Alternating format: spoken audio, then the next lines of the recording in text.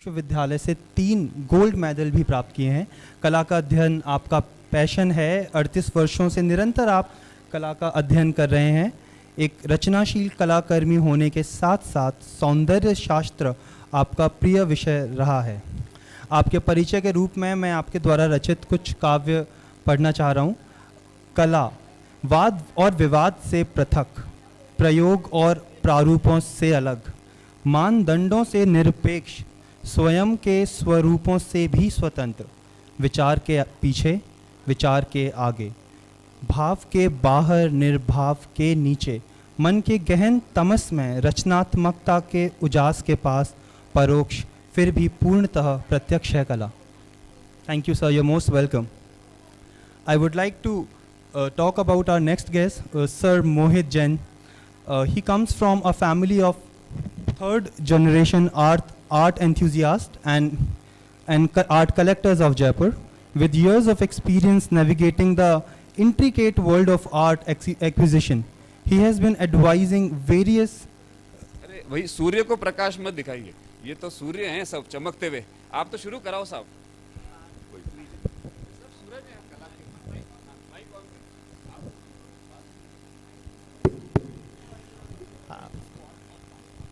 बहुत बहुत धन्यवाद अमित जी। इसके पहले का भी जो सेशन था वो हमने सब सुना और वह भी कला के अंतर संबंधों पर एक तरह से केंद्रित था। मुझे याद आती है सदियों पुराने एक व्यक्तित्व की जो इसी महादेश की धरती के ऊपर जन्मा था और जिसने ऐसी बुनाई की, ऐसे वस्त्र बुने कि जिनके कारण समाज ढका नहीं बल्कि अनावृत हुआ, उजागर हुआ। उन्हें हम कबीर के नाम से जानते हैं, जिनकी शब्द और साखी ताने और बाने थे। आज एक ऐसा ही दुर्लभ अवसर प्राप्त हुआ है जब कला और साहित्य के ताने बाने बुनने वाले जुलाहों के बीच में, बुनकरों के बीच में मैं और मेरे सभी सहयोगी, सहभागिता करने वाले साथी उपस्थित हैं। यह एक ऐसा अवसर है जब हम कला और साहित्य के कबीर व्यक्तित्वों का अभिनंदन कर रहे हैं, इसलिए मैं अपने आप को बहुत सौभाग्यशाली मानता हूँ। समय कम है और हमको विमर्श काफ़ी विषयों के ऊपर करना है, इसलिए मैं साहित्य से बात अपनी आरंभ करता हूं, क्योंकि साहित्य भी ही वह आधारशिला है जिस पर स्मारक खड़े होते हैं कलाओं के। और साहित्य का आशय है, हमारे यहाँ कहा गया है, सहितस्य इति साहित्यम, जो सबको सहित करे, जो सबको साथ लेकर चले और सब जो जिसमें सब समाविष्ट हों, वह साहित्य होता है। ये कुंतक ने कहा है संस्कृत के, और जितने भामा ने कहा है, और इसी प्रकार की उक्तियां जो हैं वो हमारे वांग्मय की परंपरा में हमें दिखाई देती। तो ये सहितस्य इति साहित्यम जो है, इसका आशय यह है कि सब समाविष्ट हों, सब सहित हों, और सबको सहित लेने का यह भाव हमारे यहाँ इतना प्रबल है कि जब तुलसी अपनी रघुनाथ गाथा स्वांतः सुखाय लिखते हैं तो उससे बड़ा परांतः सुखाय ग्रंथ संसार में कोई दूसरा नहीं होता। और अंधे सूर जब रुनकता ग्राम में गौ घाट के ऊपर बैठे अकेले में राधा और कृष्ण की लीलाओं के पद गाते हैं, तो हम राधा और कृष्ण को सूर की आंखों से देखने लगते हैं। सूर के राधा और माधव हमारी आंखों के राधा और माधव हो जाते हैं। तो ये सहितस्य भाव जो है, सबको सहित लेने का, इसके मूल में जो कारण है वह है अपने स्व का विसर्जन, अपने निजता का विसर्जन। और यही सूर ने किया, यही तुलसी ने किया, यही उन तमाम साहित्यिक व्यक्तित्वों ने किया। वे व्यक्तित्व तो केवल नाम के थे, उन्होंने अपना सब कुछ विसर्जित कर दिया, चाहे वे कलाकार हों चाहे साहित्यकार हों। और भारतीय कला जो है उसका आशय क्या है? उसका आशय भी सबको सहित में लेकर के चलने का है। पंडित विद्यानिवास मिश्र जैसा कहते हैं कि भाई कला जो है वह तो एक खंड है, लेकिन वो ऐसा खंड है जिसके बिना अखंड की पूर्णता नहीं होती। और अखंड को बनाने के लिए उस खंड का समग्र होना जरूरी है, और यही इन दोनों का एकात्म भाव जो है वो जुड़ जाता है। इसके अनेक उदाहरण हमारे पास है, जैसे ये कृति गीत गोविंद, और अभी इसके पहले सेशन में जो चर्चा हो रही थी कि भाई क्या है ये हमारे यहाँ कलाओं का एक दूसरे के बीच में गुम्फन है, एक दूसरे के बीच में अंतरावलंबन है। किसी भी संगीत की, नृत्य की या गायन की किसी भी कला की पहचान बिना साहित्य के नहीं बनती। गीत गोविंदम जो 12वीं शताब्दी में रचा गया था, उस 12वीं शताब्दी में रचे गए गीत गोविंद के आधार पर नृत्य के अंदर वह सर्वोपरि है, गायन के अंदर वह सर्वोपरि है, चित्रांकन की परंपरा के अंदर वह सर्वोपरि है, वादन के अंदर वह सर्वोपरि है, नाट्य के अंदर जो है वह सर्वोपरि है, नृत्य में सर्वोपरि। जितनी भी हमारी कलाएं हैं, उन जितने भी कला के अनुशासन हैं, उन कला के अनुशासनों में गीत गोविंद जो है वह सर्वोपरि है। इसी तरह से एक और मैं विलक्षण उदाहरण देना चाहता हूं। अपभ्रंश का नाम सुना होगा आपने। अपभ्रंश एक भाषा है, लेकिन वो भाषा जो है, उस भाषा के आधार पर राय कृष्णदास जी ने एक चित्र शैली का नामकरण किया। उन्होंने कहा कि भाई जिस तरह की ये भाषा है अपभ्रंश, जिस तरह से ये खड़ी बोली रूप में बोली जाती है, अनगढ़ रूप में बोली जाती है, उसी तरह के जो चित्र बनते हैं वो चित्र जो हैं वो हैं हमारे यहाँ, और उन चित्रों की शैली को अनगढ़ चित्र के रूप में कहा गया। फिर हमारे यहाँ साहित्य में जो दूसरी कलाएं हैं, उन सब के सबसे बड़े जो रूपाकार रचने वाले रचयिता हैं वो कालिदास हैं। और कालिदास की उपमाएं जो हैं, कालिदास की दो विशेषताएं हैं। उनकी एक विशेषता तो ये है कि वो बिंबात्मक भाषा में बात करते हैं, और दूसरी उनकी विशेषता यह है कि उसमें चित्रों का संदर्भ बहुत देते हैं। जैसे उन्होंने वो उज्जैनी को वक्रपंथा कहते हैं, यहाँ सब कलाकार बैठे हुए हैं। उज्जैनी वक्रपंथा मतलब तुम मेघदूत में कहते हैं कि तुम जब वहाँ उज्जैनी पहुँचोगे तो तुम्हारी राह टेढ़ी होगी। अब उसके पीछे व्यंजना यह है कि टेढ़ी राह क्या होगी, सीधी रेखा से तो चित्र नहीं बनता, चित्र तो टेढ़ी रेखा से बनता है। इसलिए कालिदास का संदेश यह है कि उज्जैनी जो कलाकारों की नगरी है, वहाँ तुम जाओगे तो तुम्हारा रास्ता जो है वो टेढ़ा होगा। कालिदास जी समग्रता की बात करते हैं, वो अद्भुत है। उन्होंने जो चित्र बनाए अपने उपस्थित किए हैं, समय की बाध्यता है इसलिए विस्तार में नहीं जाऊंगा, केवल एक उदाहरण मैं देता हूँ। कालिदास दुष्यंत और शकुंतला की कहानी अभिज्ञान शाकुंतल में कही गई। उसमें वो जो कहते हैं कालिदास, उनका एक श्लोक है, कार्या सैकतलीन हंस मिथुना श्रोतो वहा मालिनी पादास्ताभिमतो निषण्य हरिणा गौरी गुरो पावना शाखा लंबित वलकलस्य मत चतुरोर निर्मातुमिच्छा निधा श्रृंगे कृष्ण मृगस्य वामनयनम कंडूयमाना मृगी। अब उसका आशय आप देखिए, शकुंतला का वो चित्र बनाना चाहता है, लेकिन वो अकेली शकुंतला का चित्र नहीं बनाना चाहता। वो बोलता है कि अभी तो मुझको मालिनी नदी का चित्रण करना है।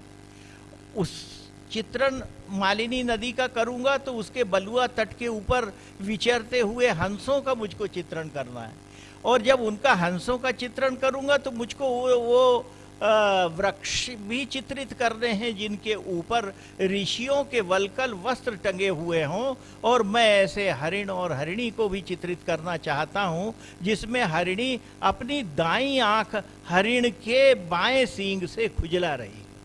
अब आप ये देखिए, सबसे कोमल आंख है और वो खुजला रही है सींग से, लेकिन पूरा चित्र जो है वो समग्रता में हमारे समक्ष उपस्थित हो जाता है। बिंबात्मक भाषा जो है कालिदास की, जैसे राम की बात अभी की, तो वो कौशल्या का कहते हैं कि भाई कौशल्या ऐसी लेटी हुई थी राम को जन्म देने के बाद, जैसे ग्रीष्म काल में गंगा जी की क्षीण धारा बह रही हो और उसके बाजू में नील कमल रखा हुआ। तो ये ऐसी उपमाएं जो बड़ी बिंबात्मक हैं, जो बड़ी चित्रात्मक हैं, ये हमारे साहित्य के अंदर दिखाई देती हैं, और ये इनकी एक अंतर्धारा जो है वो प्रवाहित होती है। अंतर संबंध तो अछोर होते हैं, अंतर संबंध ऐसे नहीं होते कि हम और आपके बीच में हो गए मिश्रण नहीं होते जिनको अलग किया जा सके। आपके यहाँ प्रयागराज में गंगा और यमुना तो दिखाई देती हैं, लेकिन संगम की पहचान तो तब बनती है जब अंतः सलीला सरस्वती उसमें मिल जाती और दोनों अपनी सीमाएं समाप्त कर लेते हैं तीनों, और फिर उसके बाद गंगा का प्रवाह जो है वो आगे बढ़ता है। तो ये हमारे यहाँ कलाओं के अंतर संबंध हैं। हमारे यहाँ बिना अंतर संबंध के, बिना अंतरावलंबन के कोई बात आगे नहीं बढ़ती। आज चूंकि समय कम है और भी दूसरे सेशन थे जिसमें कला के संबंध में बात करनी थी, उसमें एक प्रसंग ये था कि भी हमारे यहाँ जो है वो कला समीक्षा की क्या परंपरा है, इसके ऊपर उमेश जी से सुबह भी बात हुई थी, श्रद्धेय सर से भी बात होती रही है, तो मैं विस्तार में नहीं जाऊंगा, लेकिन उन सारे सेशंस का सार मैं जो हूँ प्रस्तुत करना चाहता हूँ। उसमें एक सेशन के अंदर ये बात थी कि भी कला के अंदर जो है वो लाक्षणिकता या संकेत कैसा होता है। तो साशुआर ने एक बात की है, उसकी एक पुस्तक है विजुअल डायलॉग की, कि भाई कलाकार जो है वो बात कैसी करेगा। पश्चिम के अंदर ये अवधारणा थी कि भाई आपको यदि बात करनी है तो वो यदि कोई गुरु कमजोर हुआ तो शिष्य का नुकसान हो जाएगा, वो नहीं सीख पाएगा, और यदि शिष्य जो है वो बुद्धिमान हुआ तो भी उसकी प्रतिभा कुंठित हो जाएगी। तो उन्होंने एक थियरी साशुआर ने निकाली। उन्होंने कहा कि नहीं, आपको संवाद करना आना चाहिए, दृश्य से संवाद करना। एक स्व शिक्षा की जो अवधारणा है, वो अवधारणा जो थी वो विजुअल डायलॉग के रूप में आई, जिसके ऊपर एक सेशन था। तो मुझको ध्यान आया जब मैं पेरिस में था तो उत्तर आधुनिकता के संदर्भ में साशुआर की बात आई कि भाई ये साशुआर जो है एक तरफ तो कहता है कि अंतर संबंध होना चाहिए और दूसरी तरफ वो ये कहता है कि संकेत और दृश्य में कोई संबंध हो ये जरूरी भी नहीं। तब वहाँ की जगह एल्विना रॉनेल और फार्जोवा जैसे जो उत्तर आधुनिकतावादी चिंतक थे, जो देरिदा के साथ रहे थे विखंडनवादी चिंतन में, वो थे, उनसे बात हुई। तो मैंने उनसे कहा कि भाई ये चीज़ तो हमारे यहाँ 5वीं सदी में नागार्जुन ने कही और उससे प्रभावित थे देरिदा, और नागार्जुन के पहले जो है कालिदास कह गए वागार्थ संप्रक्तौ वागार्थ प्रतिपत्तये। उसका आशय यह है कि शंकर और पार्वती भले दिखते अलग हैं, लेकिन ये अर्थ और व्यंजना की दृष्टि से दोनों एक ही हैं। जगतः पितरौ वंदे पार्वती परमेश्वरा। ये जगत के माता पिता जो हैं ये अर्थ और शब्द की तरह एक दूसरे से जुड़े हुए हैं, ये भले दिखाई अलग अलग दें। तो ये विखंडनवादी दर्शन यदि हमारे यहाँ मौजूद है तो ये तो साशुआर के विखंडनवादी दर्शन को खारिज करता है। ये बात एक उसके अंदर थी। एक बात ये भी, एक सेशन इसके ऊपर भी था और शायद आगे कल चर्चा हो, मैं नहीं जानता, लेकिन उसमें ये बात थी कि किस तरह से जो है वो हम आर्ट को एप्रिशिएट कर सकते हैं, किस तरह से हम संकेत जो है वो प्रभावी हो सकते हैं। तो ये संकेत तो हमारे यहाँ साहित्य में प्रभावी कब से हैं। हमारे यहाँ तो क्रोचे का अभिव्यंजनावाद बाद में आया होगा, लेकिन हमारे यहाँ तो ये सारे संकेत जो हैं वो पहले से ही विद्यमान है। हमारे यहाँ व्यंजना का पूरा शास्त्र है। और जितना हिंदी साहित्य की बात करें, यहाँ यदि कोई साहित्य के लोग हों तो नवगीतकार जो हैं उन्होंने तो सारी बात ही संकेत में की है, और उनके जितने भी नवगीत हैं हिंदी साहित्य में वो सब ऐसे ही हैं। सोम ठाकुर का है याद तुम्हारी जैसे, महेश्वर तिवारी का याद तुम्हारी जैसे कोई कंचन कलश भरे, जैसे कोई किरण अकेली पर्वत पार करे। अब आप ये देखिए, ये याद की बात है। याद के चरण पखारते न बीत जाए रात, जाओ पर संध्या के संग लौट आना तुम। ये सोम ठाकुर का गीत है। तो ये सब संकेत की बातें हैं। सेज की शकुन संवारते न बीत जाए रात, जाओ पर संध्या के संग लौट आना तुम। तो ये सारी बातें जो हैं इसके बारे में बहुत विस्तार से चर्चा की जा सकती है, लेकिन मैं अपने कथन को समापन करते हुए ये कहूँगा, आपने ईसुरी कवि का नाम सुना होगा जो बुंदेलखंड के थे, और उन्होंने साहित्य और कला को कैसे एक दूसरे में गूंथा है। आप ये देखिए, वो कृष्ण की बात करते हैं, गुदनारी जो गोदना गोदने वाले होते हैं ना, उसका उदाहरण देते हैं। वो गोदो गुदनन की गुदनारी, सबरी देह हमारी, पूरी हमारी देह जो है गुदनों से गोद दो। तो आप देखो साहित्य और कला कैसे साथ आते हैं। गोदो गुदनन की गुदनारी, सबरी देह हमारी, गारों पे गोविंद गोद दो, कर में कुंज बिहारी, बैयन भौत भरो बनमाली, गरे धरो गिरधारी, मांग भरो मुदियन में, गरे धरो गिरधारी, गोदो गुदनन की गुदनारी, सबरी दे हमारी। तो ये कला और साहित्य के और लाक्षणिकता के संबंध में बहुत संक्षेप में मैं बात कर रहा हूँ। हमारे बीच में सभी विद्वान मौजूद हैं। मैं उमेश जी से अनुरोध करूँगा कि इस विषय के ऊपर कुछ प्रकाश डालें। बहुत बहुत आभार नर्मदा जी। 7-8 मिनट में आपने बहुत कुछ बता दिया और मेरे ज्ञान में बहुत वृद्धि हो गई। बहुत सी चीज़ें हमें नहीं मालूम, लेकिन आज पता लगा और लगा कि यहाँ आना सफल हो गया, क्योंकि कुछ हमने नया सीखा। और मैं बात करूँगा आर्ट क्रिटिसिज्म की। Actually what the art criticism is. हम कई बार बहुत से शब्द प्रयोग करते हैं, लेकिन उसका सही अर्थ हम तक नहीं पहुंचता या हम उसे प्रेषित नहीं कर पाते। तो sometimes very difficult to explain the particular word. What we do in the art criticism. Art criticism आलोचना नहीं है, इनफैक्ट आर्ट को देखना, समझना, एवेल्यूएट करना, मूल्यांकन करना, उसके बारे में जानना, कुछ उसके पीछे तथ्य है, उसका इतिहास देखना, समझना, फिर उसके बारे में अपने विचार बहुत ईमानदारी से रखना, अपने विचार बहुत ईमानदारी से रखना। ये जो ईमानदारी शब्द है, ये थोड़ा सा धूमिल हो गया है। लोग बात करते हैं, क्रिटिसिज्म करते हैं, आलोचना समालोचना करते हैं, और अक्सर कहते हैं I am a critic there, I am a art critic. लेकिन वो आर्ट क्रिटिक क्या उस आर्ट को समझ के उस आर्ट के बारे में उसका मूल्यांकन सही कर पा रहा है, जब तक वो उस आर्ट से बात नहीं करेगा। I have seen so many art critics in newspapers कि they do all this thing just on the table, and many a times they do not visit the gallery. They take out that synopsis whatsoever is there, and just they have to write only 5 or 10 lines there. So 3-4 lines from there, 2-3 lines from मतलब himself or herself, और उसके बाद में 2 line thank you very much and about the art gallery and something, and the matter is over. See कि जिस व्यक्ति ने वो गैलरी में पेंटिंग या अपनी आर्ट लगाई है या अपना स्कल्पचर लगाया है, वो चाहता है कि उसके बारे में बात हो, उसके बारे में लोग बताएं, उसकी कमियों को उजागर करें, लेकिन ईमानदारी से। मैं कहूं कि आप इट्स वेरी इजी टू से मतलब क्रिटिसाइज एनीवन, वेरी इजी। सबसे अच्छा सुख, जो सौंदर्य सुख सबसे अच्छा मिलता है बुराई में। व्हेन यू स्टार्ट बुराई करना किसी की, अब्यूज तो मैं नहीं कहूँगा, this not the right word in fact, तो आप you can go on and go on and go on, लेकिन क्या आप ईमानदारी से वो बात कह पा रहे हैं?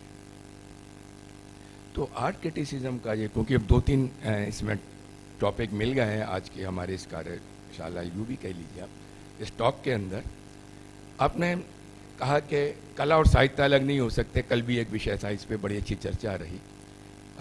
ओझा जी ने बहुत अच्छा चर्चा किया। मैं तो मतलब काफ़ी mesmerized I was in fact after listening Ojha ji at that time yesterday। तो अच्छा लगता है। हमारे व्यास जी ने बोला, उपाध्याय जी ने तो बहुत सारे उदाहरण दिए। तो ये सब चीज़ें से हमें सीखने को मिलता है, लेकिन हमारे मन में जो बात कह रहे थे तो एक ईमानदारी थी, हमें किसी का कुछ नहीं। तो when we do the art criticism we have to take care that then we are doing the justice or not। If you are not doing the justice, आप घर में भी देखिए कोई काम करते हैं, अगर उसके आप न्याय नहीं करेंगे तो वो काम आपका बहुत अच्छा नहीं रहेगा। You always feel a guilt conscious there। तो मैं अक्सर आर्ट क्रिटिक से कहता हूँ कि भाई लिखा कीजिए तो कम से कम समझा तो कीजिए।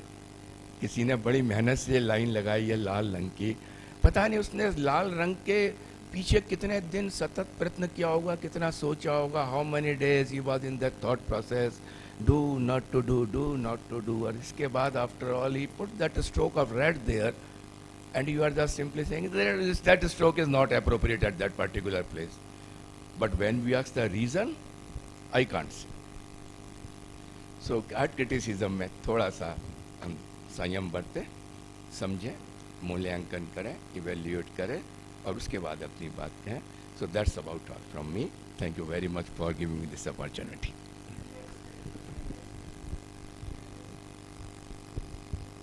Sir, बहुत बहुत शुक्रिया. बड़ा सुंदर और संक्षिप्त वक्तव्य जो है उमेश जी ने अभी हमारे सामने कला की जो समालोचना है उसको रखते हुए दिया. अब मैं श्रद्धेय भवानी जी से निवेदन करूंगा जो हमारे गौरव हैं और विशेष रूप से भित्ति चित्रों के और कला समीक्षा के शीर्षस्थ व्यक्तित्वों में जिनकी चिंतकों के रूप में गिनती होती है, वे कला आलोचना, कला के अंतर संबंधों के ऊपर अपने विचार प्रकट करने का कष्ट करें. देखिए, अभी आपने ईमानदारी की बात की, तो इसमें एक हमारा बहुत अच्छी थ्योरी है साइकिकल डिस्टेंस. तो थ्योरी ऑफ साइकिकल डिस्टेंस में यह है कि आप उसमें इतने इन्वॉल्व नहीं हो जाएं कि उससे कंडीशनड हो जाएं, और वो बात चित्रों से भी संबंधित है और आपके विचारों से भी संबंधित है. हाँ, अब आ रही है आवाज. हाँ, तो साइकिकल डिस्टेंस में ये कि, और जब डिस्टेंस की बात करते हैं तो इतना भी डिस्टेंस नहीं हो जाए कि हमारा उस चित्र से संपर्क ही टूट जाए. तो कहने का अर्थ यह है कि हम मान लीजिए रेड कलर है, वो बहुत पसंद करते हैं, एक पर्टिकुलर कम्बिनेशन है कलर्स का, वो बहुत पसंद करते हैं, लेकिन अगर वो कम्बिनेशन उस चित्र के अंदर नहीं है तो हम कहेंगे कि ये चित्र अच्छा नहीं है. तो ऐसा नहीं है. हमको इंडिफरेंट होना पड़ेगा इस रूप में कि हम अपनी जो लाइकिंग है या अपने जो सब्जेक्टिविटी है उससे चीज़ों को कंडीशन नहीं कर रहे हैं, उससे ऊपर उठकर चित्रों को की विवेचना करें. एक बात. दूसरी बात क्या कि बहुत थ्योरीज हुई हैं, प्लेटो, अरिस्टोटल से लेकर अभी फॉर्मलिस्ट की बात करें, रोजर फ्राई, क्लाइवेल की, तो ये जो डिफरेंट थ्योरीज हैं, ये थ्योरीज आपको जानकारी देती हैं कि किस तरह से विभिन्न समय में चित्रों को देखा गया, परखा गया. भाई आर्ट इज इमिटेशन कहते हैं, तो केवल अनुकृति करना कला नहीं है, ये अरिस्टोटल ने ही कह दिया था. तो मेन चीज़ क्या है कि चित्रगत जो विशेषताएं हैं, लाइन, फॉर्म, कलर्स, जिनको हम पिक्टोरियल कहते हैं या एस्थेटिक कहते हैं, उनको हमें चित्र में देखना पड़ेगा. और दूसरी बात ये आती है कि कहते हैं कि भाई ये चित्र जो है ये किसी चीज़ की अनुकृति है क्या या नहीं है. तो अनुकृति करना चित्र नहीं है. आर्टिस्ट जो ही रिक्रिएटिंग द पेंटिंग्स. तो जब रिक्रिएट करने की बात होती है तो वो हम जो हमारे ऑब्जर्वेशन है, हमारे जो एक्सपीरियंसेस हैं, उनकी इमिटेशन हम उसमें नहीं देखें. चित्र में हम इंडिफरेंट होके इस तरह से सोचें कि ये चित्र है और हम हैं, तो उससे हमें डायलॉग करना है और चित्र के अंदर जो कुछ है उसको समझना है कि, और आर्टिस्ट ने जो उसको विजुलाइज किया तो कैसे उसने नेचर में जो ऑब्जर्वेशन की, एक्सपीरियंसेस किए, उसको कैसे ट्रांसफॉर्म किया. तो वो समझने की बात है. तो वो जो पूरा वर्ल्ड है चित्र का वो बदल जाएगा. तो एक तो ये बात जो अभी आप कह रहे थे उसके संदर्भ में कह रहा हूँ मैं. दूसरी बात जो बहुत इंपॉर्टेंट है वो है सजेस्टिविटी. जैसे साहित्य की बात हो रही तो कालिदास बात करते हैं मेघदूत में, मेघ को वो अपना दूत बनाते हैं. तो कितनी एब्स्ट्रैक्ट चीज़ है, और सजेस्टिविटी उसमें कितनी है कि मेघ जो है वो दूत बन के सब जगह जाता है, और क्योंकि वो कहीं भी जा सकता है, एक सुंदरी है जो कि अपने कमरे के अंदर प्रसाधन कर रही है और वो भी वहाँ घुस जाता है और सारी चीज़ें देख के अभिव्यक्त करता है. उज्जैन की जो सौंदर्य है उसको अभिव्यक्त करता है. तो ये सारी चीज़ें हैं जो सजेस्टिविटी से जुड़ी हुई हैं. बहुत सी चीज़ें डायरेक्ट कहीं नहीं जाती हैं लेकिन वो सजेस्ट की जाती हैं. तो अभिनव गुप्त ने, आनंद वर्धनाचार्य ने ध्वनि सिद्धांत की बात की है, तो वो इसी तरफ उनका इंगित था. दूसरी जो विशेष बात है आर्टिस्ट की हमारे यहाँ, कि आर्टिस्ट जो है वो पोएट भी है, वो राइटर भी है, उसको काव्य की भी जानकारी है, उसको फिलॉसफी की जानकारी है, उसको धर्म की भी जानकारी है, और नेचर की और इन्वायरमेंट की जिसमें वो रहता है उसकी भी सारी इन्फो, तो उन सब से वो प्रभावित होकर फिर चित्र का सृजन करता है। जैसे गीत गोविंद है, तो गीत गोविंद में जो लिटरेरी पार्ट है उसका वो पूरे अच्छे से स्टडी करता है। आपने एक उपाध्याय जी ने एक किताब लिखी है बुंदेलखंड की भीति चित्रकला, तो उस पुस्तक की सबसे बड़ी विशेषता यही है कि उसके अंदर आप वैदिक समय से लेकर और अभी तक की जो फिलॉसफी है, जो विवेचना है साहित्य की, संगीत की, कला की, उन सबको उससे जोड़ा है। कहाँ कौन से समय में कौन सी पेंटिंग बनी और वो आर्टिस्ट जो है किन किन चीज़ों से प्रभावित हुआ है, चाहे वो फिलॉसफी हो सकती है, चाहे रिलीजन हो सकता है, या जो उसकी पिक्टोरियल और एस्थेटिक वैल्यूज हो सकती हैं। तो ये जो चीज़ें बहुत बड़ी कि मतलब उसकी एक समग्र दृष्टि थी साहित्यकार की भी और कलाकार की। कलाकार साहित्य के बारे में जानता था, फिलॉसफी के बारे में, धर्म के बारे में, और इसी तरह आर्ट भी। तो ये जो समग्र दृष्टि होना बहुत ज़रूरी है, तभी हम जाकर इस पूरे जगत के अंदर जो कुछ हो रहा है, प्रकृति की जो लय है, उसको समझ सकते हैं और कुछ अभिव्यक्त कर सकते हैं। Thank you. बड़ा सुंदर और समृद्ध वक्तव्य दिया। वासुदेव शरण अग्रवाल हमारे प्रख्यात कलाविद हुए हैं, उन्होंने ये कहा ही है कि कला को साहित्य की आंख से और साहित्य को कला की आंख से देखना चाहिए। ये बहुत महत्वपूर्ण वक्तव्य है। और अभी सर ने जो एक बात कही वो भी बहुत महत्वपूर्ण है कि भाई ये जो एक दूसरे से अंतर संबद्धता जो है, इसके बारे में हम बात कर रहे हैं। तो मेरे ध्यान में आया, हम बात क्यों कर रहे हैं ऐसी? एक शब्द होता है, शब्द हमारे साहित्य का प्रतिनिधित्व करता है, और एक स्वरूप होता है जो कला का प्रतिनिधित्व करता है। तो दो संज्ञाएं हैं हमारे सामने, शब्द भी है और स्वरूप भी है। पहले हमारे पुरखे जो हैं वो शब्द और स्वरूप को एक मानते थे। आज भी देखते हैं कि भागवत को सिर के ऊपर ले जाकर प्रतिष्ठित किया जाता है मंच पे, रामायण को साक्षात विग्रह माना जाता है भगवान का और उसको प्रतिष्ठित किया जाता है मंच पे। तो वहाँ तो शब्द और स्वरूप एकात्म हैं, लेकिन बाद में शब्द और स्वरूप में इतनी भिन्नता हो गई कि आज इसका विमर्श करने की हमको आवश्यकता पड़ रही है कि भाई ये कला और साहित्य के संबंध क्या हैं, अंतर संबंध क्या हैं। तो ये जो है ये एक बहुत ही महत्वपूर्ण इस मामले में विमर्श है जो, और हमारे बीच में आलोक पराड़कर जी हैं। मैं उनसे निवेदन करूंगा कि वे अपने दृष्टि संपन्न चिंतन के माध्यम से हम सबको आलोकित करें। बहुत धन्यवाद उपाध्याय जी। और इस सत्र में दो बातों पर चर्चा हो रही है, एक तो कलाओं के अंतर संबंध पे, दूसरे कला समीक्षा, कला आलोचना पर, और जो लेखन हो रहा उसके उस पर। कलाओं के अंतर संबंध पे जैसा कि उपाध्याय जी ने भी कहा कि आज हम क्यों बात कर रहे हैं इतनी, वास्तव में आज हुआ क्या है कि जब कोई कला प्रदर्शनी लगती है तो उसमें कोई थिएटर का आदमी नहीं होता है, कोई संगीत का आदमी नहीं होता है। जब कोई नाटक होते हैं तो कोई चित्रकार नाटक देखने नहीं जाते हैं, कोई साहित्यकार नाटक देखने नहीं जाते हैं। सबने अपने अपने खाने बांट लिए हैं कि चित्रकार जो है चित्र प्रदर्शनियों में जाएंगे, नाटक के लोग जो है नाटक देखने जाएंगे, साहित्य के कार्यक्रमों में साहित्य से जुड़े लोग जाएंगे। जबकि मुझे लगता है कुछ समय पहले तक ऐसा नहीं था। क्या आप इस बात की कल्पना कर सकते हैं कि कोई नाटक, रंगमंच बिना किसी साहित्य के, बिना संगीत की जानकारी के, बिना कलाओं की जानकारी के हो सकता है? नाटक में तो ये संगीत भी है, उसका कला भी है, उसमें आपको स्टेज डेकोरेट भी करना है, उसमें आपको पार्श्व संगीत भी देना है, और आपको एक अच्छी कृति लेनी है, चाहे वो नाटक हो या कहानी का नाट्य रूपांतर हो। आपको उसमें आवश्यकता अनुसार कविता का प्रयोग करना है। तो सारी कलाओं का वहाँ सम्मिलन होता है। मुझे याद आता है प्रसिद्ध चित्रकार श्याम शर्मा जी हैं, वो एक बार बिरजू महाराज जी से मिलने गए, तो बिरजू महाराज जी ने उनसे कहा कि आप तो चित्र बनाते हैं, तो आप तो संगीत के भी ज्ञाता हैं।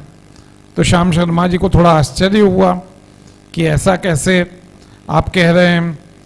तो उन्होंने एक पुराण से एक संदर्भ बताया कि एक राजकुमार चित्रकला सीखने गए, तो उसके टीचर ने कहा कि पहले क्या आपको नृत्य करने आता है? तो उन्होंने कहा नहीं, मुझे तो नृत्य करने नहीं आता है। तो उन्होंने कहा कि पहले आप नृत्य सीख कर आइए। फिर वो नृत्य सीखने वाले के पास गए तो उन्होंने कहा गायन वादन सीखने आता है, करने आता है? तो उन्होंने कहा नहीं आता है। तो कहे पहले आप नृत्य सीखने के लिए पहले आप गायन वादन सीख के आइए। फिर उसके बाद उन्होंने कहा कि गायन वादन के टीचर के पास गए तो उन्होंने कहा कि आपको साहित्य से जुड़ाव है? तो उन्होंने कहा कि नहीं, मुझे तो साहित्य की जानकारी नहीं है। तो उन्होंने कहा कि पहले साहित्य की जानकारी करके आइए। तो चित्रकला के लिए गायन की, वादन की, नृत्य की, साहित्य की सारी संवेदनाओं की जरूरत होती है। ये एक प्रसंग ये इसका कहता है। तो हर कला के मूल में कहीं ना कहीं कलाएं आपस में जुड़ती हैं, और अगर हम एक दूसरी कलाओं के बारे में अच्छा जानते हैं तो हम निश्चय ही अपनी कला में भी बेहतर कर पाते हैं। रही बात कला समीक्षा की, तो आजकल एक चलन है, मतलब इधर मैं बहुत कुछ समय से देख रहा हूं कि कला समीक्षा को, कला आलोचना को कटघरे में लेने का, उन्हें आरोपित करने का। सबसे पहला सवाल मेरा यही है कि क्या कोई कृति जो है वो इतनी कमजोर है, वो क्या अपनी बात नहीं कह पा रही है कि उसे कला समीक्षा के टूल्स की जरूरत पड़ रही है? क्या वो खुद दर्शकों से बात करने में सक्षम नहीं है? क्या कोई पेंटिंग है वो खुद बात नहीं कर पा रही, उसको एक कला समीक्षक की जरूरत है कि वो अपनी बात कहे? वास्तव में होता यह है कि एक चित्रकार को लगता है कि वो जो उसने बात कही है वो अपने आप में मतलब संपूर्ण हो गई। लेकिन जब कला समीक्षक जाता है, उसको देखता है, तो वो उसके अपने कुछ मापदंड होते हैं, उनके अपने मानक होते हैं। जरूरी नहीं कि वो चित्रकार ने जो सोच के कलाकृति बनाई है वो उसकी व्याख्या उसी अनुरूप करे। ये आपकी कृति क्या कहती है, वो किस तरह का विचार व्यक्त कर पा रही है, ये समीक्षक उसको व्याख्यायित करता हो सकता है उसका एक नया अर्थ खुले जो चित्रकार भी ना जानता हो।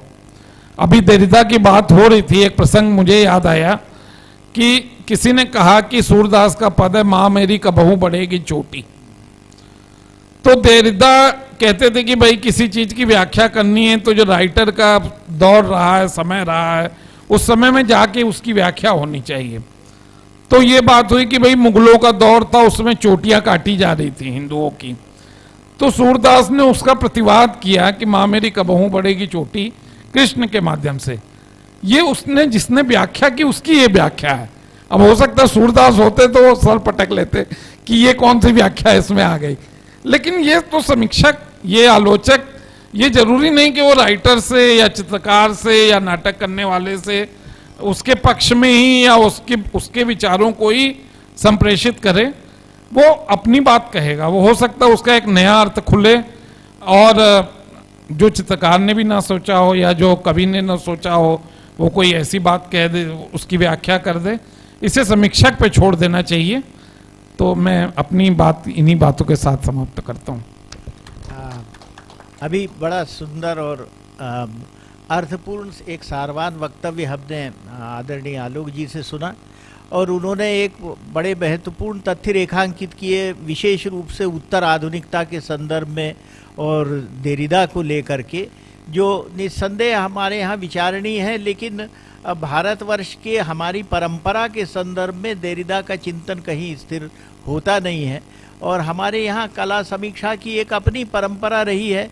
मल्लीनाथ ने कालिदास के ग्रंथों की, अभिनव गुप्त ने की, और गणपति शास्त्री ने की, ये सारी परंपराएं। और जैसा सुबह के सेशन में मैंने कहा कि ये तो एक दुर्लभ सौभाग्य का विषय है कि हमारे यहाँ यशोधर पंडित ने जो है वो कामसूत्र की व्याख्या 11वीं शताब्दी में राजा जयसिंह प्रथम के समय में जयपुर में की थी, और वही समीक्षा जो है वो आज तक मानक बनी हुई है। रूप भेद, प्रमाण, भाव, सादृश्य, लावण्य योजना और वर्णिका भंग, ये जो षडंग है दर्शन, ये षडंग दर्शन यहाँ जयपुर में यशोधर पंडित की देन है, जो आज भी चित्रांकन की परंपरा की समीक्षा का मानक बना हुआ है।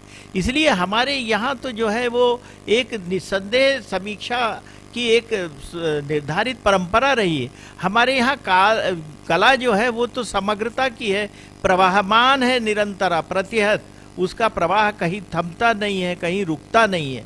बामगार्टन ने जरूर पश्चिम की कला को 3 भागों में विभक्त कर दिया और वहाँ कला के विभाजन अलग अलग तरह से कर दिए। फ्रांस के अंदर जो है वो पोस्ट इम्प्रेशनिस्ट काल तक प्रयोगवादी कला का और इसका सब आया दौर। लेकिन एक बात जो आपने कही वो बड़ी महत्वपूर्ण है, वो ये कि एब्स्ट्रैक्ट आर्ट जो है वो मोनोलॉग है, और ये जो हम साक्षात जो आकृतियां देखते हैं ये जो है ये डायलॉग है, ये हमारा संवाद होता है उससे। और वो संवाद अमूर्त से यदि करते हैं तो सर जो है उसका अलग अर्थ निकालेंगे, मैं अलग निकालूंगा, आलोक जी अलग निकालेंगे। लेकिन जहाँ साक्षात विग्रह है इसलिए हम उससे वार्तालाप कर सकते हैं, संवाद कर सकते हैं, जो रूप है उसके पार जा सकते हैं। देखने के बाद जितना अनदिखा है रूप है, वो देखना तो दृष्टि का व्यापार है, दर्शन नहीं है। दर्शन भारतीय कला जो है वो रूप के पार का हमको देती है, जो हमारे यहाँ की समीक्षा का सबसे बड़ा मानदंड है। मैं अब श्रद्धेय मोहित जी से, जैन साहब से निवेदन करूंगा कि वे इस संबंध में अब अपने विचार व्यक्त करें।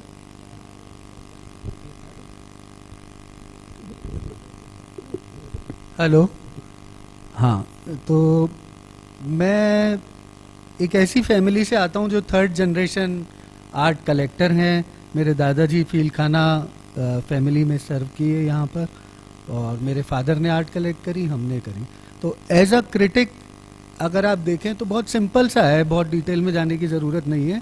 जो देख करके हम अपना कलेक्शन को एनहांस करते हैं और बढ़ाते हैं कि किसी भी आर्ट फॉर्म में या पेंटिंग में या किसी भी आर्ट फॉर्म में अगर किसी का भी कॉन्शियस सबकॉन्शियस माइंड आर्टिस्ट का मेरे कॉन्शियस या सबकॉन्शियस माइंड को हिट कर रहा है तो उससे मैं एक कनेक्ट फील कर रहा हूँ, और उसके बाद में वो उसको मैं अप्रिशिएट कर रहा हूँ और उसको मैं कलेक्ट कर रहा हूँ। ज़रूरी नहीं है कि वो आपके साथ भी कनेक्ट करे, लेकिन जनरली मतलब ये पर्सनली तो ठीक है, लेकिन जनरली फिर ऐसा होने लग जाता है। जैसे अगर पिकासो किसी के साथ कनेक्ट करने लगा तो मासेस के साथ कनेक्ट करने लगा, या इंडिया के अपने आप लोगों के सबके समकालीन हैं, रजा साहब हैं, हुसैन साहब हैं, ये एक मासेस को भी कनेक्ट करने लगे। तो कनेक्शन की बात ये है। बाकी कमर्शियल्स और कलेक्शन में और आर्ट क्रिटिक में इन सब में बहुत अच्छा कनेक्शन है, लेकिन उसको बहुत ज़्यादा कॉम्प्लेक्सिटी में ले जाने की ज़रूरत है नहीं। आप सिंपली कोई चीज़ देखें, आपको अच्छी लग रही है, आपके कॉन्शियस सबकॉन्शियस माइंड को हिट कर रही है, आप उसे कलेक्ट करिए। अफोर्डेबल होनी चाहिए। आप उसको थोड़ा सा ये ना सोचे कि यार इसका करेंगे क्या, ये कैसे है, क्या है, लेकिन वो आपको हिट करेगी, अपने आप करेगी। चाहे वो कोई कविता हो, चाहे वो कोई म्यूज़िक हो, चाहे कोई सिनेमा हो, या चाहे मिनिएचर हो, चाहे एब्स्ट्रैक्ट हो, या मॉडर्निज्म हो, कुछ भी हो, वो ज़रूर आपको एक बार हिट करेगी। आप सीरियसली उस नज़र से देखें तो इसी नज़रिए से हम लोगों ने कलेक्ट किया और आज भी करते हैं। और शायद मतलब हम मैं 3rd जनरेशन हूँ और मेरे बच्चे भी थोड़े बहुत, हालांकि अभी छोटे ही हैं, लेकिन फिर भी अभी इसी चीज़ में इंटरेस्टेड हैं। और नेशनली, इंटरनेशनली, ऑक्शन हाउसेज, ये वो सबसे हम लोग काफ़ी कलेक्ट करते हैं। तो बहुत अच्छी बात है, आप लोगों के साथ रहकर और ज़्यादा कनेक्टिविटी बढ़ रही है, ये सब कुछ बहुत अच्छा है। और हम कंपैरेटिवली बहुत सिंप्लीफाइड तरीके से चीज़ों को देख करके फिर उसको कलेक्ट करते हैं या उसके साथ में अपना एक संबंध बनाते हैं। कभी कभी तो बहुत थोड़ा सा संबंध बनता है और उस चीज़ को पजेस कर लेते हैं, और फिर काफ़ी टाइम उसके बाद में, जैसे मेरे फादर ऐसे करते हैं कि उन्हें कोई चीज़ अच्छी लगी, उन्होंने ले ली और उसके बाद में वो उसमें चिंतन स्टार्ट किया। तो शुरू में एक बहुत मिनिमम कनेक्शन बना, या शायद बहुत ना भी बना, लेकिन बाद में बहुत अच्छा कनेक्शन बनता है। तो वो सब चीज़ों को देखते हुए थोड़ा सा, मतलब आप लोग बेहतर समझते हैं, मैं शायद छोटा भी हूँ आप सबसे ना, तो थोड़ा कम समझता हूँ, लेकिन ऐसा कुछ थोड़ा सा सोच करके हम लोग कलेक्ट भी कर लेते हैं। और इसी तहत मैं कहीं कहीं एडवाइस भी करता हूँ कुछ गैलरीज को भी, कुछ इंटरनेशनली फेम्ड ऑक्शन हाउसेस को भी, इसको उसको, लेकिन वो सब बेकार की बात है। इम्पॉर्टेंट ये है कि आर्ट में कनेक्शन जरूर फील होना ही होना चाहिए। Thank you ji, thank you. Art collection के संबंध में अभी हमने एक जानकारी साझा की, इसके पहले इसके संबंध में बात नहीं हुई। और ये परंपरा तो भारत के अंदर बहुत पुरानी है। डॉक्टर आनंद कुमार स्वामी से आरंभ होती है, जिन्होंने राजपूत पेंटिंग लिखी थी, और विभिन्न शैलियों की, जो पहाड़ी शैली और के अंतर्गत जो है, चाहे कांगड़ा हो, गुलेर हो, मानकोट हो, बसोहली हो, राजस्थान की चित्र शैलियों में चाहे आपके चारों इलाके जो हैं वो ढूंढार है, मेवाड़ है, मारवाड़ है, हाड़ौती है, और यहाँ जितने भी छोटे छोटे ठिकाने हैं, यहाँ जितनी जितनी छोटी छोटी पेंटिंग्स बनी हुई हैं, उन सब के संबंध में विस्तार से कलेक्शन करने वाले हमारे यहाँ गोपी कृष्ण कनोडिया हैं। राय कृष्ण दास जी का मैंने नाम लिया, गोपी कृष्ण कनोडिया हैं। फिर इसके बाद आपके बिरलास के यहाँ जेपी गोयनका हैं, जिनका सबसे बड़ा कलेक्शन था। अभी जगदीश मित्तल जी हैं, जिनको मैंने ये पुस्तक समर्पित की है। उनके पास बहुत सुंदर बड़े संग्राहक हैं वो। और इसके बाद आपके आर के टंडन का जो कलेक्शन है वो बड़ा फेमस कलेक्शन है सिकंदराबाद का। तो इनके संबंध में कभी आर्ट कलेक्टर्स के बारे में बात हमको करनी चाहिए कि उन लोगों ने अपना पूरा जीवन दे दिया। राय कृष्ण दास जी तो बनारस के सबसे बड़े रईस थे, और अंत में उनके पास जो है वो पैसे भी नहीं बचे, मतलब सारी प्रॉपर्टी बेच दी, और उन्होंने जितना सब कुछ कलेक्ट किया था वो स्वयं के नाम से नहीं दिया, अपने किसी पूर्वज के नाम से नहीं दिया, किसी महान व्यक्तित्व के नाम से नहीं दिया, केवल भारत के नाम से दिया, जो आज भारत कला भवन के नाम से जाना जाता है। तो ऐसे महान लोग हमारे विरासत के रूप में, धरोहर के रूप में मौजूद रहे। हम सब लोग उनके कृतज्ञ होने चाहिए। और आपने जो बताया, बड़ा काम कर रहे हैं, जो हमारी धरोहर को सहेज कर रख रहे हैं। और जो आपने बात कही कि कनेक्टिविटी की, उससे हमारा संपर्क कैसे हो जाता है, वो एक बात, मतलब हालांकि समय कम है, लेकिन मैं वो लोभ संवरण नहीं कर रहा हूँ, वो संस्मरण सुनाने का राय कृष्णदास जी का, कि वो कलेक्ट करते थे। तो एक जगह वो संग्रह करने गए तो उनको एक पाँव मिला, एक अलंकृत पाँव मिला, वो रख लाए अपने यहाँ बनारस कला भवन में। बाद में गया वो, पहले उनके संग्रह में गया। अब वो दूसरे पाँव की तलाश में लगे, तो इलाहाबाद, जिसको अब प्रयागराज कहते हैं, वहाँ के म्यूजियम के जो क्यूरेटर थे, उनको वो पाँव दूसरा मिल गया। तो अब वो दोनों इस चक्कर में कि भाई ये जोड़ा जो है ये कहाँ एक जगह हो जाए, तो राय साहब उनको चिट्ठी लिखे और वो कहें कि भाई आपके यहाँ का पाँव मेरे को दे दो। तो राय साहब ने फिर अंत में उनको एक चिट्ठी लिखी कि सुनो, ये तुम्हारी भाभी का पाँव है। तो वो दे शर्मा जी जो है वो पाँव सिर पे लाके और राय साहब को कला भवन में दे गए। तो ये जो आपने बताई कनेक्टिविटी की बात, ये इस स्तर की होती है, इतनी आत्मीयता होती है। तो बड़े हम समृद्ध हो रहे हैं आपके संस्मरण सुन के। अब मैं आदरणीय जैन साहब से, लोकेश जी से, जो विश्वविद्यालयीन शिक्षा से मुझे बताया गया सेवानिवृत्त हुए और कला समीक्षा के बड़े उच्चतम मानदंडों के संबंध में जानकारी देंगे हमें, मैं उनसे बड़ी आदर के साथ निवेदन करता हूँ।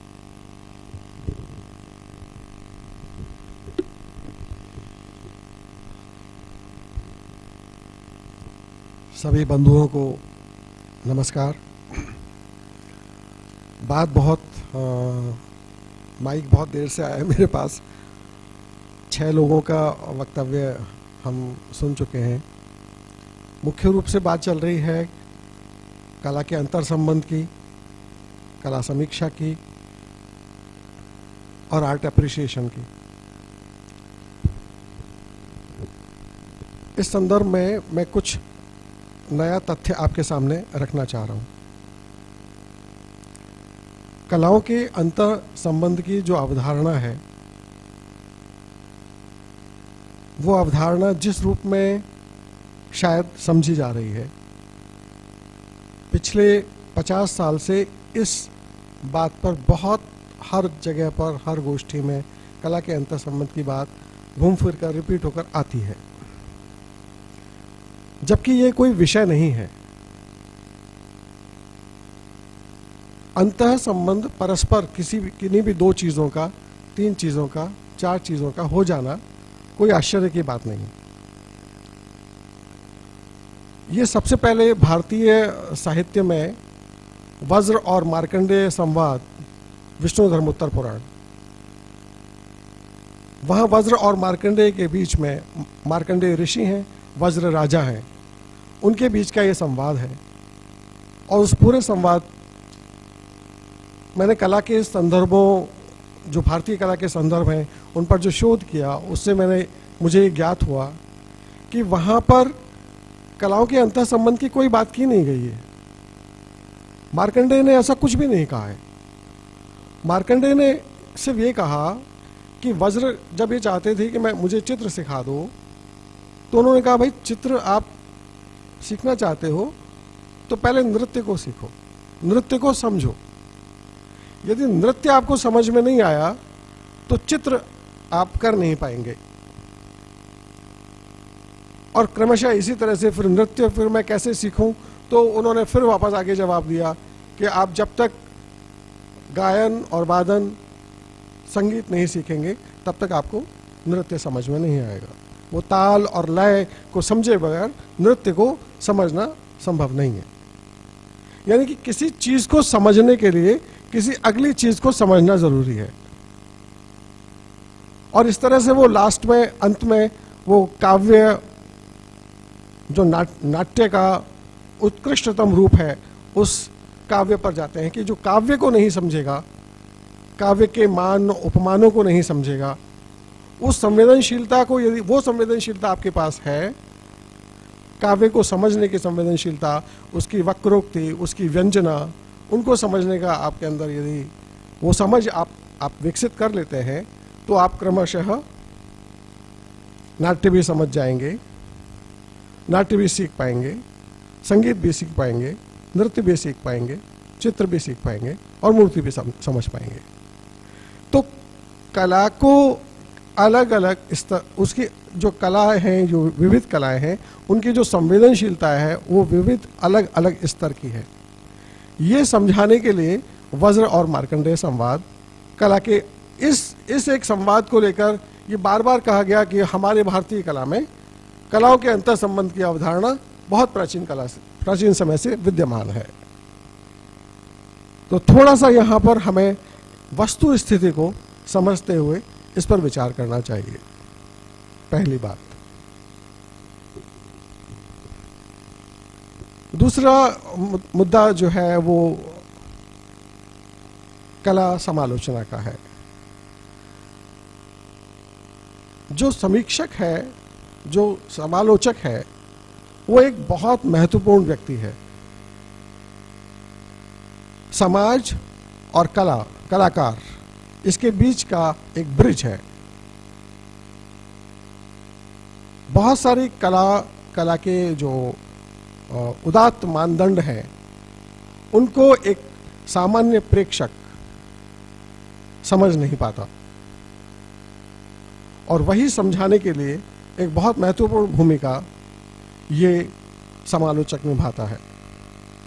वो उन कला के उदात्त जो तत्व, जो रचनाशील तत्व है, जो सृजनशीलता है, जो मौलिकता है, जो अनायासी, जो टेक्निक से संबंधित भी हो सकता है, जो फॉर्म के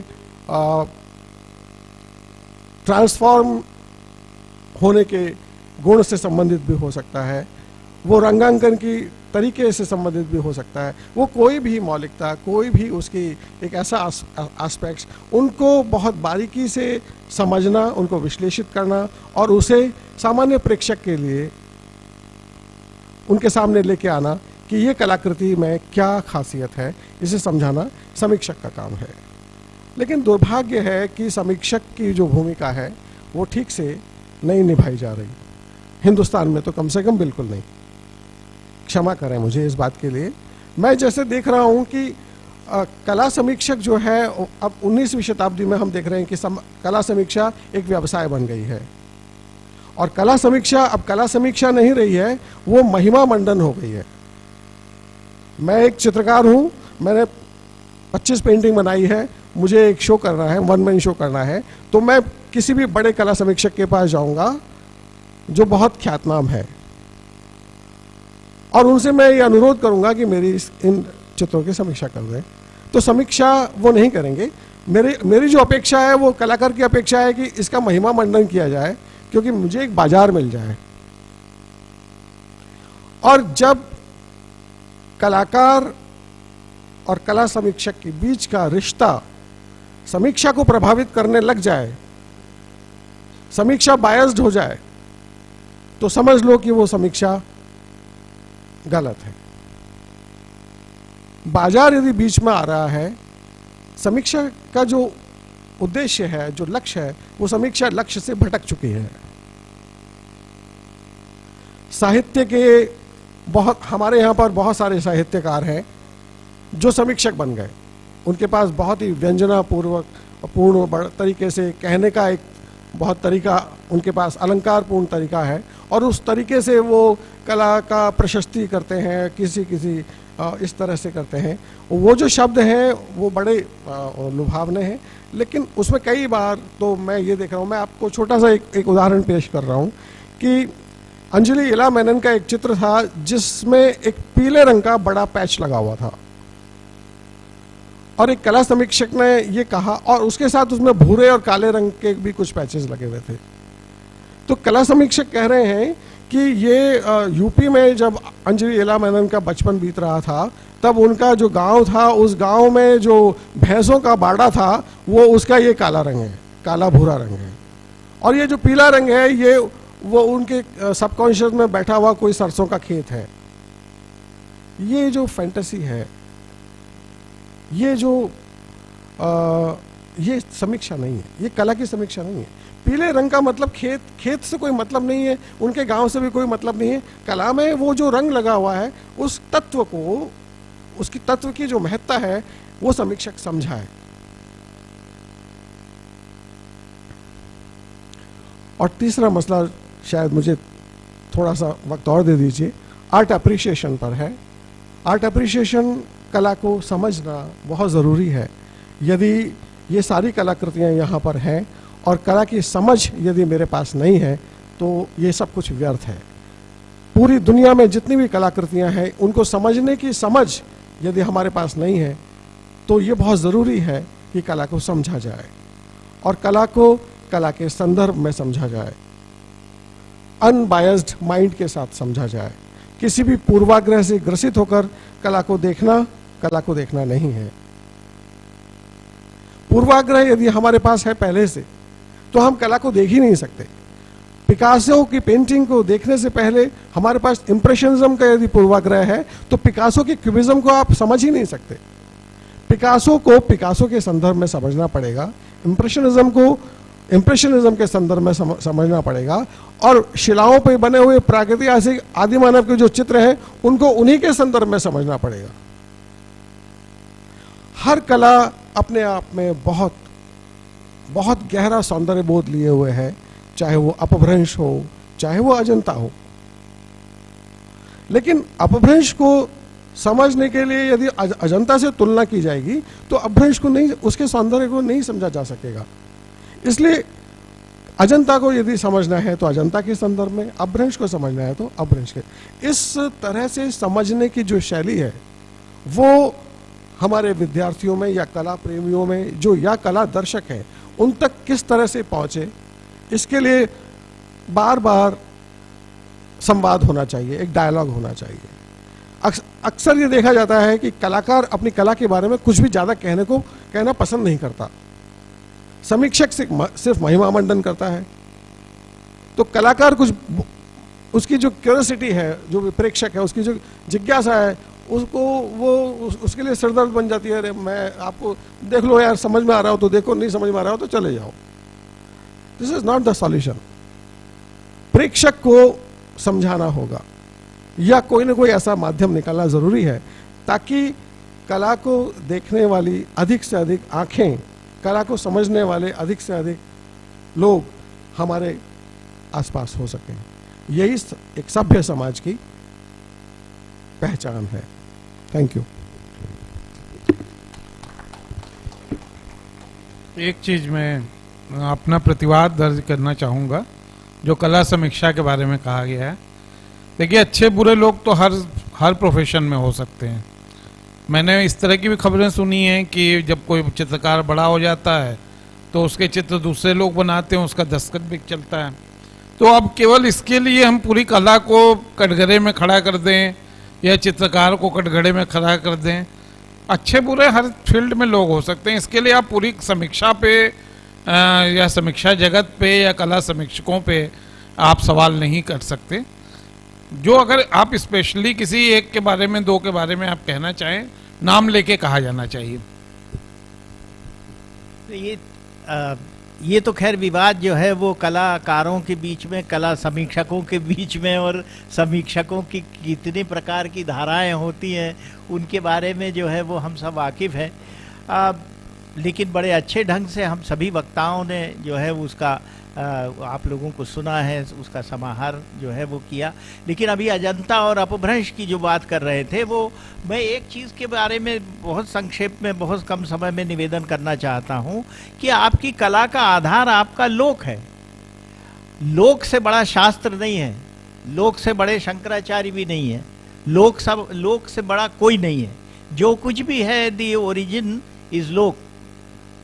लोक जो के बीच की जो संवेदना है वो रूपांतरित होती है, तो वो रूपांतरित होती है, कभी साहित्य में होती है, कभी कला में होती है, कला के किसी अनुशासन में, संगीत में होती है।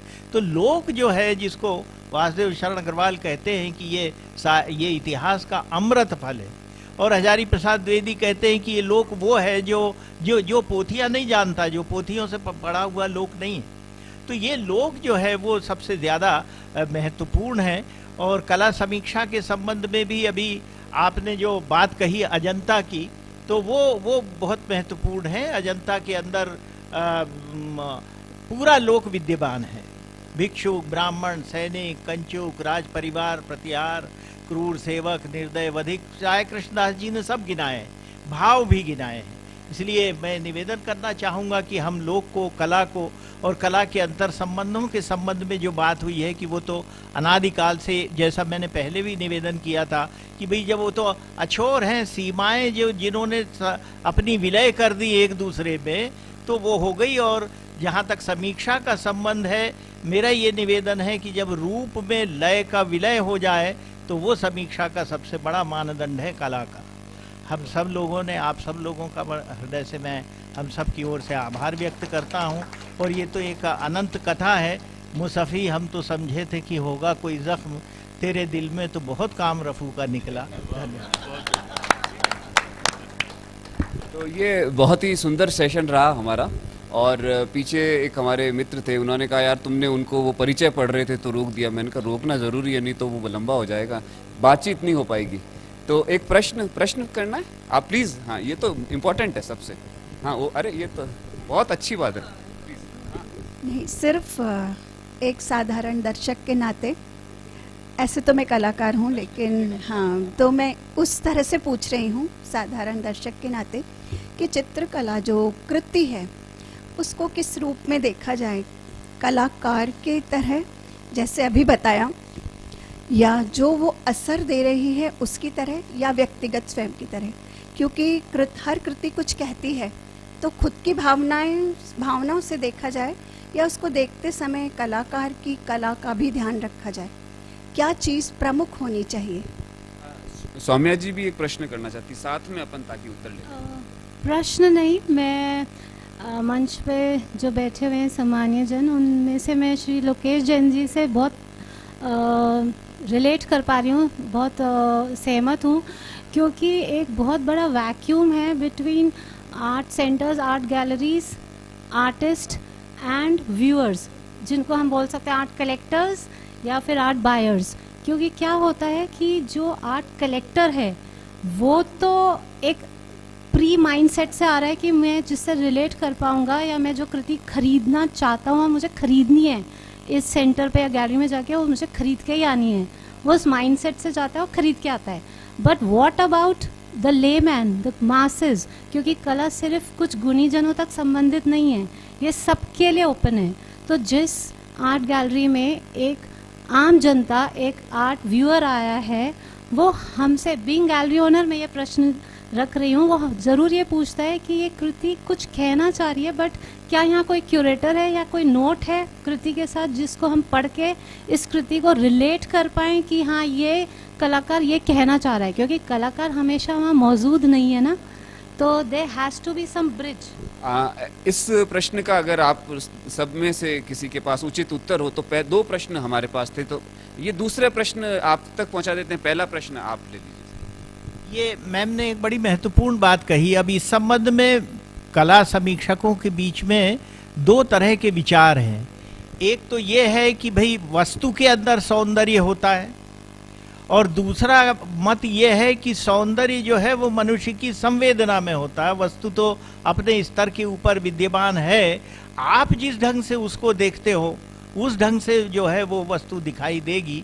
इसलिए ये कम से कम मेरा व्यक्तिगत मत ये है कि हमारी अपनी संवेदना जिस स्तर के ऊपर जाकर उसके सौंदर्य को देखती है वही वास्तव में वस्तुपरक सौंदर्य होता है, और उसी के संबंध में जो है वो हमको सौंदर्य के आधार पर अपना निष्कर्ष निकालना चाहिए।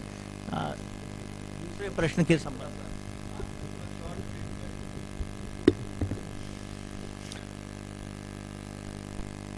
हमारे यहाँ एक खास तरह के कल्चर का अभाव है। संगीत को लेकर हम देखें तो रेडियो बज रहा है, डीजे बज रहे हैं, सब तरफ संगीत चल रहा है, और संगीत को लेकर हमारे कान जो हैं वो बहुत ही सजग, बहुत संवेदनशील हैं। हम हर ताल, हर राग के प्रति हमारा मन तुरंत मुग्ध हो जाता है, क्योंकि संगीत से हम एक्वेंटेड हैं बचपन से। हमारा जो पूरा बचपन है उसमें संगीत हम लगातार इतना सुन चुके हैं कि हम संगीत की एक सामान्य समझ हमारे पास है। लेकिन चित्र के मामले में ये नहीं है। हमारे सामने चित्र नहीं है, और चित्र हमेशा हमारे लिए कभी कभी ऑकेजनली हमें देखने को मिलते हैं, और वहाँ उसके प्रति एक जो संवेदनशीलता है या उसके प्रति जो कनेक्टिविटी है वो हमारे अंदर अभी पैदा नहीं हो पाई है। तो ज़्यादा से ज़्यादा विद्यार्थियों को, आर्ट लवर्स को गैलरीज में जाना ज़रूरी है। ओके, तो फिर बात पूरी हो गई है। ये बड़ी गुस्ताखी है कि प्रोफेसर्स के आप रोक सकते हैं, आपको नहीं रोका सर। ये समय का आगे वाली पब्लिक खड़ी है। तो चलिए आइए एक छोटा सा रिचुअल हम अदायगी करेंगे, एक रस्म की अदायगी करेंगे। मैं अरुण व्यास जी को निमंत्रित करता हूँ, आप प्लीज मंच पे आएं। हाँ, बाद में ये तो प्रक्रिया है, ये एक ब्रश का पहला स्ट्रोक है कि एक स्ट्रोक लग गया साहब यहाँ से, ताकि बातचीत की प्रक्रिया हमारी शुरू हो, कुछ तो बात हो। कहते हैं कलाकार बोलते नहीं है जी, एग्जीबिशन तो होती है, समझ नहीं आता, बात नहीं होती। तो ये बात शुरू हुई है, आप इसको आगे बढ़ाइए। लाइए, लाओ बेटा लाओ, प्लीज आइए। सम्मान का एक छोटा सा और हम एक शुभ, आइए अरुण जी ऊपर आइए आप। नर्मदा प्रसाद अग्रवाल जी को, नर्मदा प्रसाद अग्रवाल जी सर आइए, थोड़ा सा आइए, खड़े हो जाओ, खड़े आराम से, इधर इधर भाई साहब, इधर चला, तालियां जोरदार। अरे बस बस, इधर इधर इधर इधर, चलो ये अरुण जी।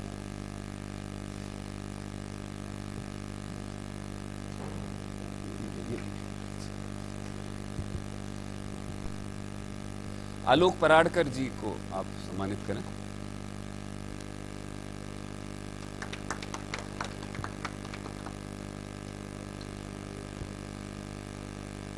पराड़कर जी के जो दादाजी थे उन्होंने पहला अखबार शुरू किया देश का, विष्णु पराड़कर जी, और बहुत ही पढ़ने लिखने में आपका हमेशा रुचि रहती है। हाँ, वो उधर आगे आगे की तरफ, आगे जाओ, साथ में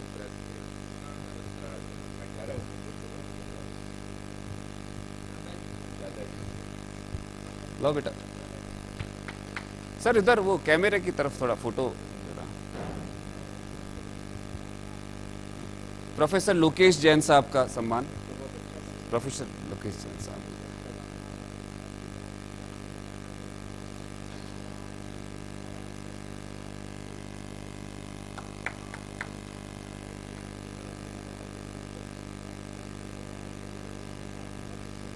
धन्यवाद अरुण जी। अब